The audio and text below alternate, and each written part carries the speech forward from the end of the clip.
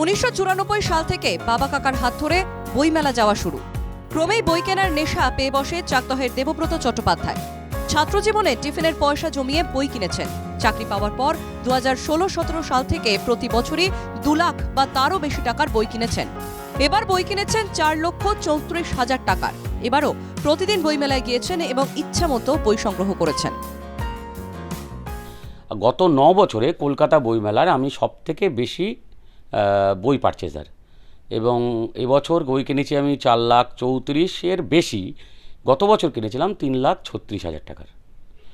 আর আমার এই ক্ষেত্রে আমার ওয়াইফ সুপ্তা চ্যাটার্জি, ইনিও খুব সাহায্য করেন।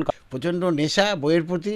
ও যাবেই যে কোনো যেন তেন প্রকারণে বই যেভাবেই হোক পয়সা করি কোনো ইয়ে নেই, এদিক ওদিক ঠিক কিনবে, এটা ওর বরাবর। আপনি কিভাবে পাশে দাঁড়ান? পাশে দাঁড়াই, মাঝে মধ্যে কিছু আর্থিক কিছু হেল্প করি। বাড়ি জুড়ে বই আর বই। সাহিত্য, বিজ্ঞান, দর্শন, চলচ্চিত্র, সমাজতত্ত্ব সব ধরনের বিষয়ের উপর দুর্লভ বইয়ের এক সংগ্রহশালা গড়ে তুলেছেন তিনি। ভবিষ্যতে বাড়িতেই গ্রন্থাগার তৈরির পরিকল্পনা দেবব্রত বাবু এবং তার শিক্ষিকা স্ত্রীর। ভবিষ্যতে ইন ফিউচার একটা লাইব্রেরি করতে পারলে, এবং বিভিন্ন টপিকের ওপর বই আছে, বিভিন্ন সাবজেক্টসের ওপর বই আছে, সেইগুলো যারা যারা মানে উৎসাহী বা স্টুডেন্ট আছে বা স্কলার আছে, তারা যদি এসে আমাদের বইগুলো একটা জায়গায় রেখে তারা স্টাডি করতে পায় বা অ্যাক্সেস করার সুযোগ পায়, সেটাতে আমাদের ভালো লাগবে।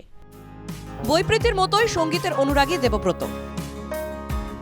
বিপুল সংখ্যক বই সাজিয়ে গুছিয়ে রাখতে বাড়িতেই গ্রন্থাগার তৈরির সিদ্ধান্ত নিয়েছেন দেবব্রত এবং তার পরিবার। তারা চান ইচ্ছুকরা চাইলে তার বাড়িতে এসে বই পড়তে পারেন।